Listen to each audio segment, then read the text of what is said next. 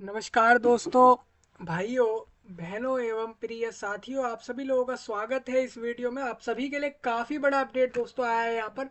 भारत देश के लिए तो मैं खासकर कहूँगा बिहार राज्य में ये एक बड़ी अपॉर्चुनिटी आप सभी के लिए आई है जो कि जज की है। आप समझिए, हाई कोर्ट के अंदर आपके यहाँ पर जजेस के लिए वैकेंसी निकाली गई है। मैं आपको बता दूं, यहाँ पर बताया जा रहा है कि डिस्ट्रिक्ट जज, यानी कि आपके जिलों के हिसाब से जो जज होते हैं अलग अलग जिले में, यानी अलग अलग डिस्ट्रिक्ट में जो जिले के जो जज होंगे, डिस्ट्रिक्ट जज के लिए एक वैकेंसी निकाली गई है बिहार राज्य में। पटना हाई कोर्ट द्वारा इसको निकाला गया है और कहा गया है कि हमें 30, अब ये कोई देखिए, ये वैकेंसी जो आप सुन रहे हो ना, 30 वैकेंसी यहाँ पर जजेस के लिए निकाली गई है। आप ध्यान से सुने, 30 वैकेंसी, 30 प्लस 30 वैकेंसी यहाँ पर निकाली गई हैं जो कि डिस्ट्रिक्ट जज की रहेगी, यानी कि जिले के जज की वैकेंसी है ये, जो कि कोर्ट के अंदर रहेगी और गवर्नमेंट जॉब होगी और बिहार राज्य में होगी। इसके रिगार्डिंग नोटिफिकेशन आ चुका है। एलिजिबिलिटी, क्वालिफिकेशन, कौन अप्लाई करेगा, क्या सैलरी रहेगी, क्या काम होता है, आपको पता ही है जज का काम क्या होता है। दूसरा मैं आगे आपको ये बताऊंगा सिलेक्शन प्रोसेस में क्या होने वाला है, फॉर्म के डेट्स और फॉर्म की फीस, या जो भी कुछ यहाँ पर बताया गया है इस जॉब के बारे में आप सभी को क्लियर करके बताऊंगा। आप सभी लोग अंत तक, आखिर तक इस वीडियो को सुने एवं देखें तो आप सभी लोगों को सारी जानकारियां क्लियर होने वाली हैं। The high court of the high court of judicature at Patna, मतलब बेसिकली कह रहे हैं high court of judiciary at Patna में जो है, वहां से रिलीज हुआ है नोटिफिकेशन। आपको बताता चलता हूँ मैं एक बार। चलिए हम नोटिफिकेशन में चलते हैं और आपको बता दूं दोस्तों, आपको परेशानी बिल्कुल नहीं होगी। आपको वेबसाइट भी और नोटिफिकेशन सब कुछ वीडियो के नीचे दिया है, जिससे कि आप लोग को ढूंढने में परेशानी ना हो। वेबसाइट से भी आप देख सकते हो नोटिफिकेशन को।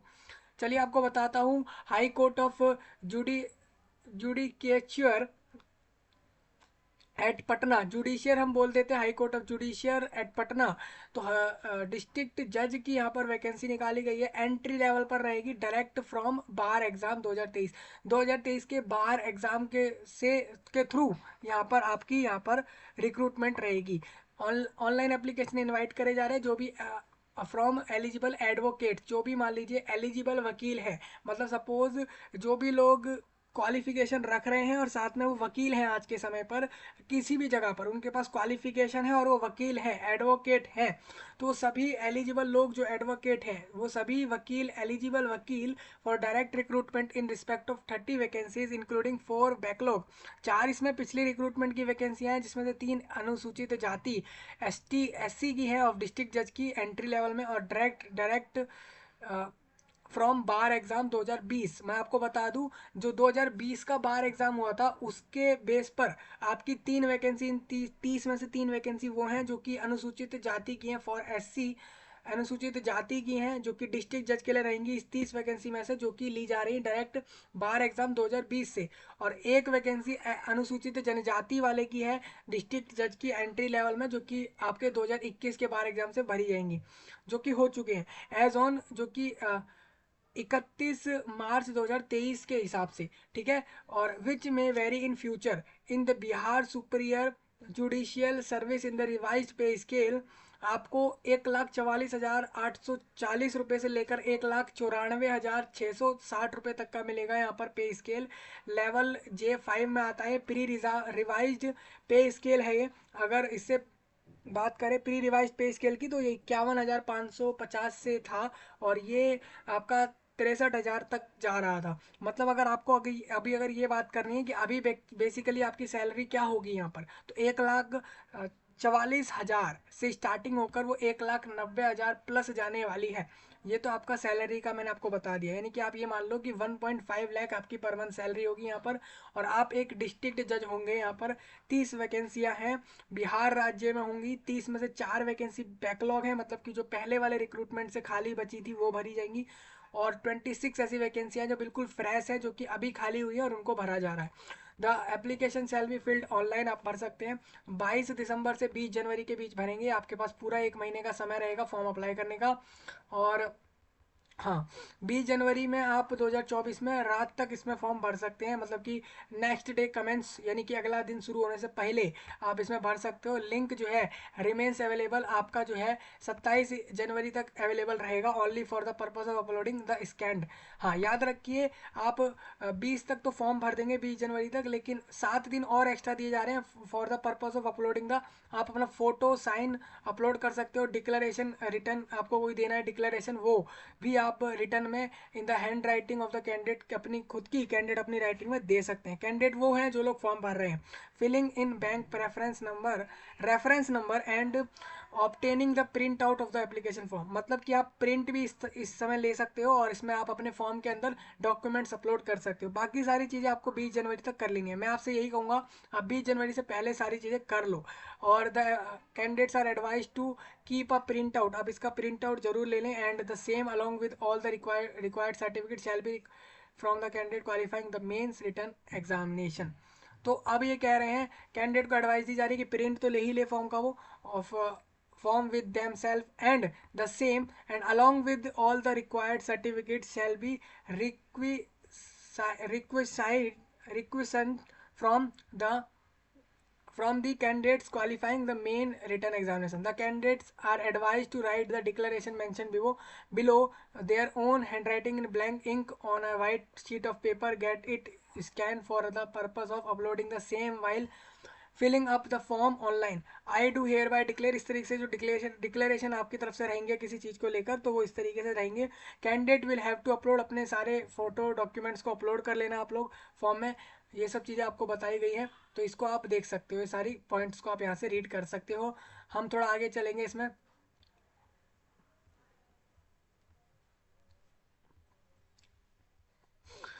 Any applicant who have not completed 7 year practice on the last date of receipt of application as ठीक है, who does not give declaration of appearance in at least 14 cases per year in the last 3 year shall not be eligible for consideration for such appointment। देखिए यहाँ पर कुछ important point है, अगर आप ऐसे ही एलिजिबल के साथ अप्लाई नहीं कर सकते, कुछ यहाँ पर पॉइंट है। मैं आपको सी वाला पॉइंट पहले क्लियर करता हूँ।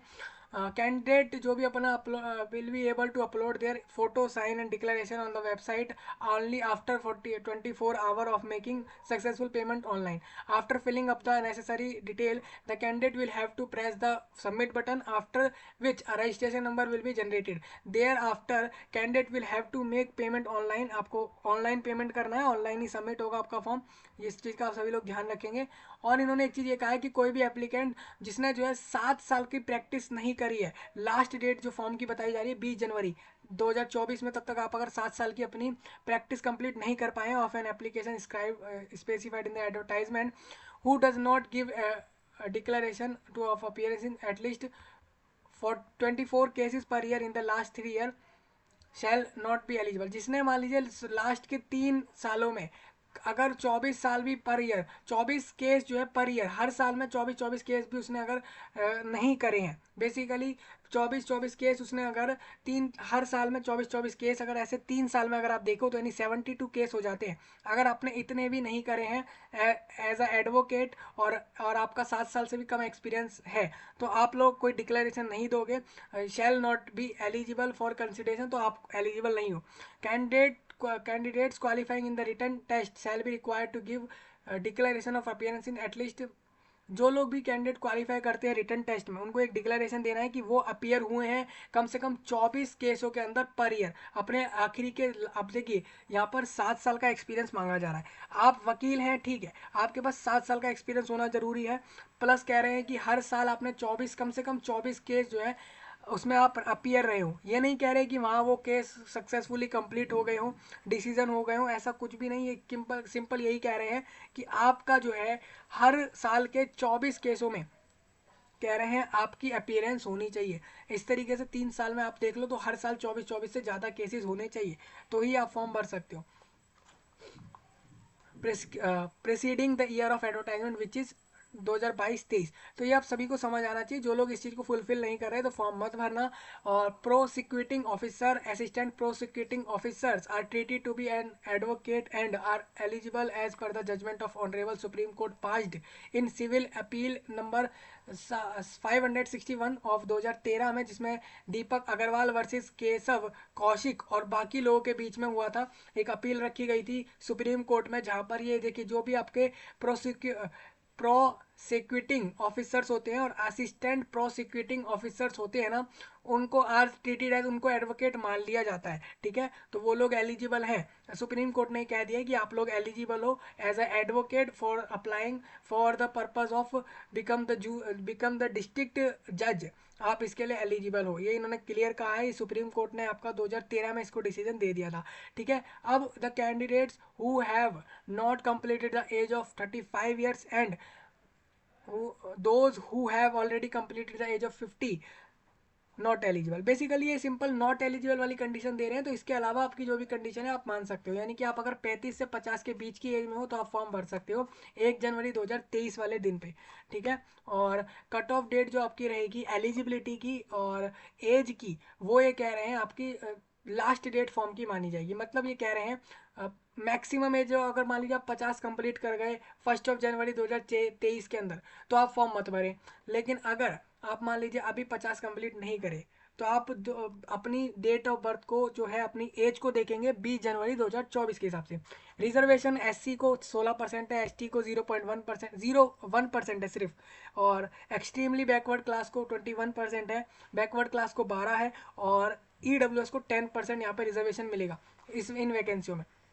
हाँ, मतलब अगर आप देखते हो ना, तो ईडब्ल्यूएस की वैकेंसी आपको 30 वैकेंसियों में से अगर आप देखो तो 4 तो बैकलॉग ही हैं, उसको तो हटा ही दो। 26 वैकेंसी है, तो यानी आप 10% मानोगे तो 3 वैकेंसी ईडब्ल्यूएस की यहाँ पर हो जाएंगी। बैकवर्ड क्लास की 12% कह रहे हैं, तो वहाँ पे उनकी भी 3 हो जाएंगी। एक्सट्रीमली बैकवर्ड क्लास की 21%, यानी उनकी 6 वैकेंसी यहाँ पर हो सकती हैं। तो ये आपको परसेंटेज समझ आ रहा होगा, इस तरीके से होगा। If the applicant does not claim for reservation, ठीक है, अगर कोई क्लेम नहीं कर रहा रिजर्वेशन में, तो he will not be given benefit of, उसको रिजर्वेशन का डेफिनेटली अगर कोई रिजर्वेशन का वो क्लेम नहीं करेगा तो उसको बेनिफिट कौन देगा, चाहे वो कोई भी कैंडिडेट हो। ठीक है, और वही चीज़ ये कह रहे हैं, benefit of reservation on the basis of caste economic status will be given only to only those candidate who are permanent. हाँ ठीक है, बिहार राज्य के जो परमानेंट लोग हैं ना, उन्हीं लोगों को देंगे। मतलब अगर आप दूसरे राज्य के लोग हो, भले ही आप परमानेंट हो उस जगहों पे, भले ही आप दूसरे राज्य में रह रहे हो, निवास भी आपका दूसरे राज्यों का है, आपको रिजर्वेशन नहीं है, सिर्फ बिहार के राज्यों वाले लोगों को है। हाँ, यूआर वालों में आप आ सकते हो, वो वहाँ पर आपको उसके लिए कुछ नहीं कहा जा रहा। आप देखोगे तो 20 और ये 30, 40, 50 से 60% तो रिजर्वेशन ही है। बाकी 30 से 40% जो वैकेंसी दिख रही है मुझे, वही मुझे दिख रही है यूआर वालों की, जो आपको यहाँ पर दिख भी रही होंगी। रिजर्वेशन बिहार राज्य के लोगों को ही मिलेगा, ये चीज आप मान के चलें। At the time of interview भी होगा, सर्टिफिकेट आपको दिखाना पड़ेगा बिहार के परमानेंट का और कास्ट का भी, ये दोनों चीजें चेक होंगी। Candidates qualifying in the written test shall be required to furnish photo copies of, आपको सारे डॉक्यूमेंट्स ओरिजिनल में और फोटो कॉपीज दिखाने होंगे, जो भी आप फॉर्म में लगा रहे हो अपनी क्वालिफिकेशन के बिहाफ पर, और ये तब दिखाने होंगे जब आप रिटर्न पास कर लोगे।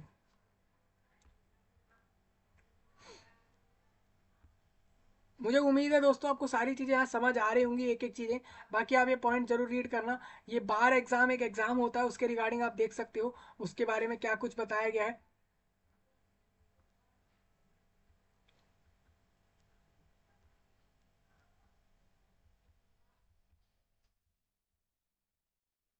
ये यहाँ पर बता रहे हैं, जो मान लीजिए यहाँ पर कुछ पॉइंट इन्होंने दिए, मैं आपको बताता चलता हूँ। President of the concern association of lawyers of the court wherein the applicant is practising, यहाँ पर बोले द कैंडिडेट। ठीक है, ठीक है, हाँ ये वाली बात समझ आ गई मेरे।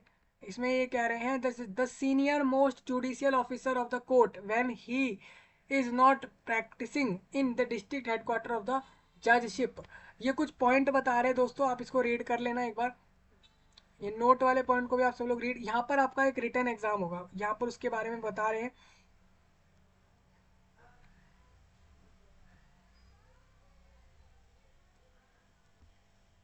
कैंडिडेट क्वालिफाइंग जो रिटर्न में पास करेंगे शैल बी रिक्वायर्ड टू, उनको डिक्लेयर करना पड़ेगा there net professional income for last 3 financial year presiding the year of advertisement. Presiding the year of advertisement मतलब होता है अगर आपका ये नोटिफिकेशन आप 2023 में देख रहे हो तो 2022 तक, 2022, 21 और 20, इन लास्ट के 3 साल में आपका नेट इनकम क्या रहा है हर ईयर का और टोटली आप तीनों साल का, वो आपको बताना पड़ेगा जो भी कैंडिडेट रिटर्न एग्जाम को पास कर ले रहे हैं। ठीक है, मतलब कि यहाँ पर एडवोकेट लोग ही फॉर्म भरेंगे, बाकी चीज़ें मैंने आपको बताई हैं अभी।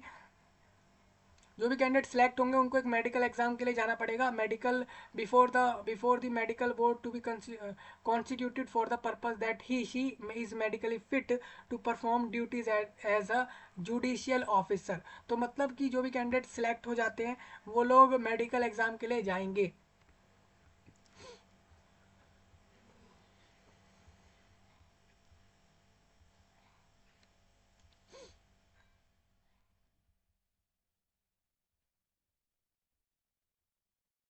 यहाँ पर आपको बता दूं, ये आपको यहाँ पर एक पॉइंट लिखा गया, ये देखिए 31 मार्च 2023 में पता लग गया था इनकी वैकेंसियाँ कितनी होंगी, उसके उस दिन वाले डेटा के हिसाब से वैकेंसियाँ हैं। हो सकता है अभी वैकेंसी और खाली हुई हो ये, लेकिन 31 मार्च में जितनी खाली हुई थी उसके ब्याह पर ये रिक्रूटमेंट आपकी हो रही है।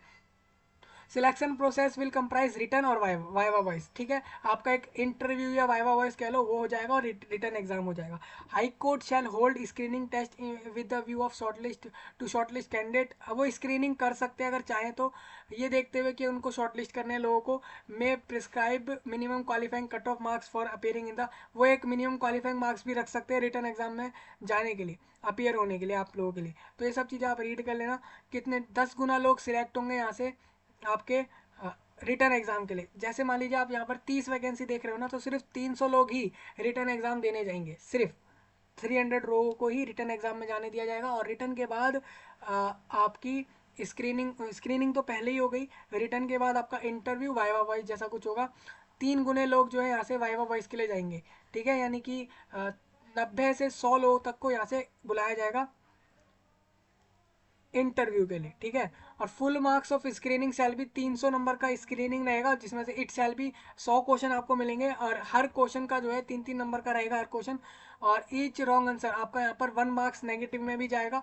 और if shall of objective type in the, अगर ऑब्जेक्टिव टाइप होता है in the screening test the question will be in the subject of law. Objective type होगा तो आप देख लो, ये बता रहे हैं ऑब्जेक्टिव टाइप ही होगा, यानी कि आपके क्वेश्चन में ऑप्शन मिल रहे हैं और गलत करने पर नेगेटिव में जाएंगे मार्क्स और सही करने पर प्लस ही होते होते रहेंगे। 300 नंबर का स्क्रीनिंग होगा। स्क्रीनिंग बेसिकली ये है, वो ये चेक करेंगे कि आप जो अपनी क्वालिफिकेशन बता रहे हो क्या सब सच में आपको वो सब चीज़ें आती हैं, आपने वो सब पढ़ा है या नहीं। तो उसके लिए उस लॉ के सब्जेक्ट्स में इंग्लिश लैंग्वेज और जनरल और कंप्यूटर नॉलेज जैसे सब्जेक्ट्स का टेस्ट करेंगे। आपका 300 नंबर का पेपर देके 100 क्वेश्चन उसमें दे देंगे और आपसे पूछा जाएगा ये सारा कुछ।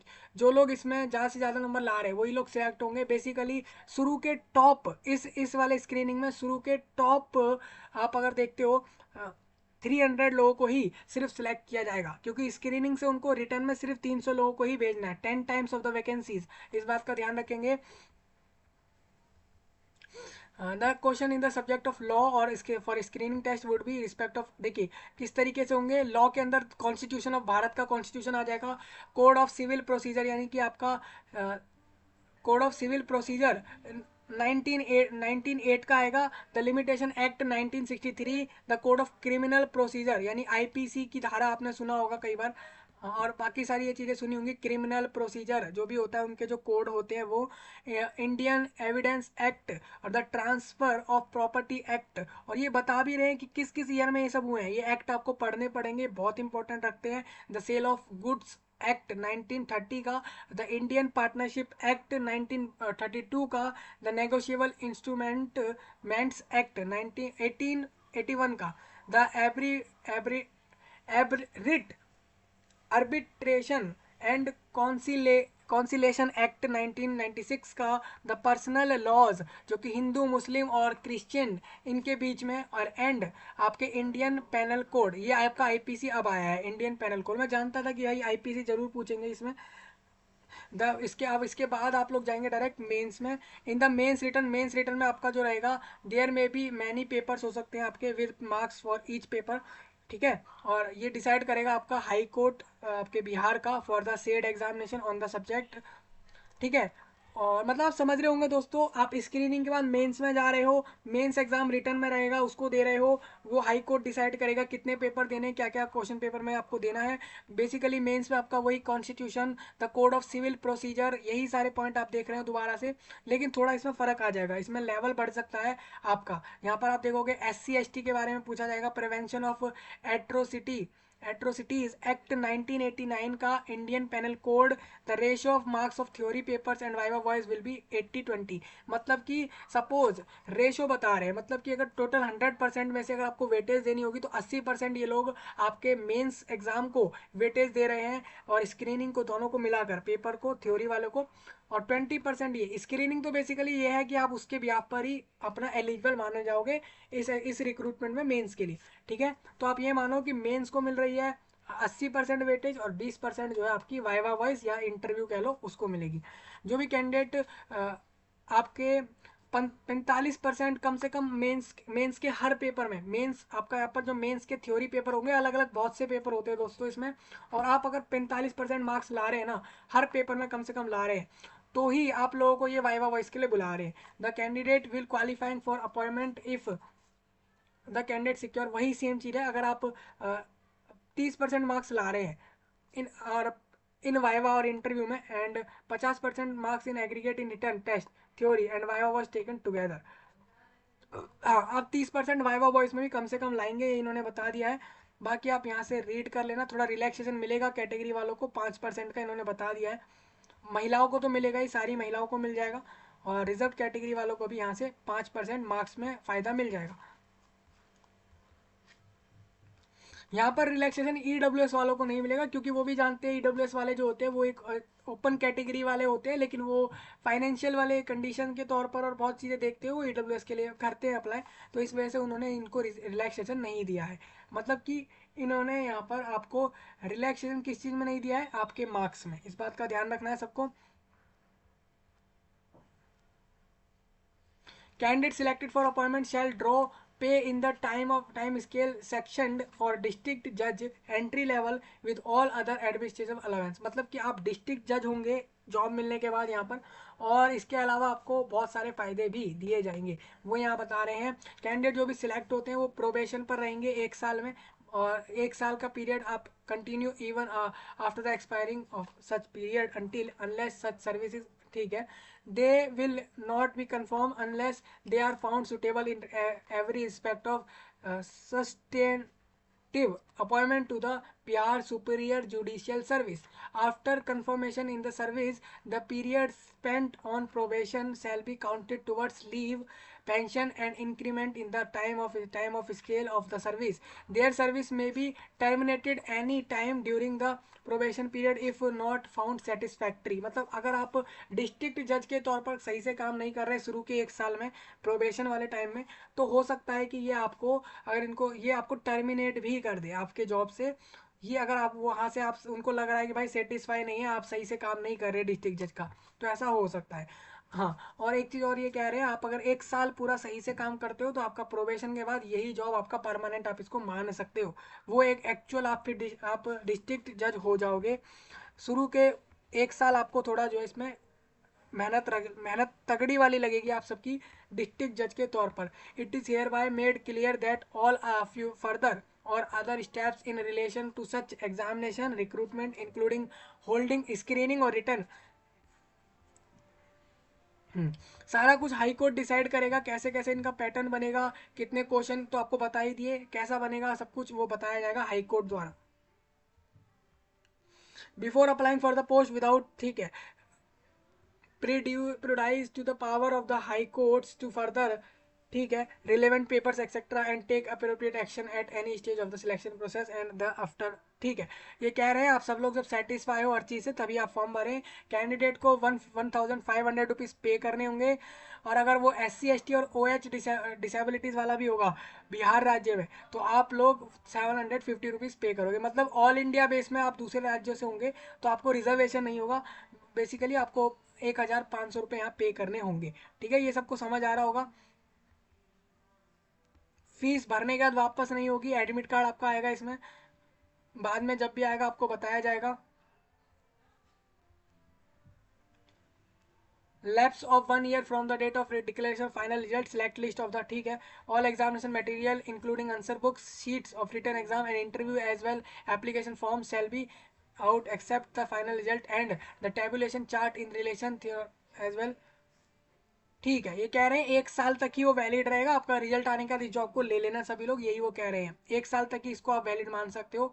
ये चीज़ें उन्होंने कहा है। अगर बात करें तो आपके बिहार राज्य के हाई कोर्ट के जो रजिस्ट्रार हैं उनके द्वारा ये वेरीफाई कराया गया है और ये परसों की डेट में इस नोटिफिकेशन को रिलीज कराया गया है 11 दिसंबर में। थोड़ा आगे चलते हैं दोस्तों इसके अंदर। बिहार सुपीरियर जुडिशियल सर्विस 2023, इसको इस तरीके से बोला जाएगा, ठीक है। इस एग्जाम का नाम बिहार सुपीरियर जुडिशियल सर्विस रहेगा। आपको अप्लाई करने का समय तो बता ही दिया है। अप्लाई करने के लिए आप देख लो, सबसे पहले आप यहाँ आओगे 22 तारीख तक आप वेट करो, फिर उसके बाद अपना वही same email address, mobile number डालो, नाम, gender, date of birth, address सब डालो, वहाँ से रजिस्ट्रेशन करो, फिर फॉर्म अप्लाई करने की तरफ बढ़ो, फोटो साइन अपलोड करो, डॉक्यूमेंट अपलोड करो, एक्सपीरियंस सर्टिफिकेट्स अपलोड करो, एंड में फीस पेमेंट करके सबमिट करो और फॉर्म का प्रिंट लो। यही सिंपल प्रोसेस है इसमें अप्लाई करने का। देखो ये डॉक्यूमेंट्स के बारे में साइज और ये सब बताया गया, आप इसको देख लेना एक बार, ये सारा कुछ आपको दिया गया है, ठीक है। अभी अब कोई कहेगा कि सिलेबस नहीं दिया है, तो मैंने आपको बताया, यहाँ पर कह रहे हैं हाई कोर्ट डिसाइड करेगा कि क्या क्या टॉपिक आने हैं और कैसे आने हैं। मैंने आपको बेसिकली वो टॉपिक आगे आगे से बता दिए, ऊपर से डिटेल्ड सिलेबस भी आएगा इसमें और हर चीज़ आ रही होगी। अगर बात करें जॉब की, तो भाई आपका डिस्ट्रिक्ट जज हो आप यहाँ पर, यानी कि जिले के जज होगे कोर्ट के अंदर इस जॉब में, ठीक है। और दूसरा अगर बताएं यहाँ पर एलिजिबिलिटी की, तो मैंने आपको यही कहा, जो एडवोकेट्स होते हैं वो अपने एलएलबी और एलएलएम यानी कि अपने लॉ ग्रेजुएट्स और पोस्ट ग्रेजुएट्स लोग एडवोकेट बनते हैं, तो पता ही है। तो इन्होंने डायरेक्ट क्या बोल दिया, एडवोकेट। यहाँ पर अगर कोई कहेगा कि यार इन्होंने ये तो बताया नहीं कि ग्रेजुएट चाहिए, पोस्ट ग्रेजुएट, तो भाई जो एडवोकेट होते हैं, हमारे वकील होते हैं कोर्ट्स के अंदर, वो यहाँ पर जो होते हैं ना, वो एलएलबी और एलएलएम जैसे ग्रेजुएट्स होते हैं और प्लस उनको जो है नॉलेज होती है और वो हर चीज़ की क्वालिफिकेशन लेकर ही एडवोकेट बन रहे होते हैं। तो अगर आप एडवोकेट हैं तो आप लोग 7 साल के एक्सपीरियंस के साथ अपनी फील्ड में अप्लाई कर सकते हो। तो ये चीज़ सबको समझ आ रही होगी, मुझे लगता है कि इसमें कोई कंफ्यूजन नहीं होगा। 7 year experience as an advocate आप अप्लाई कर सकते हो। इसमें एक चीज़ और है कि 1 साल में 24 केसेस यहाँ पर आपने कम से कम जो है लड़े हों, ठीक है, किसी भी कोर्ट में।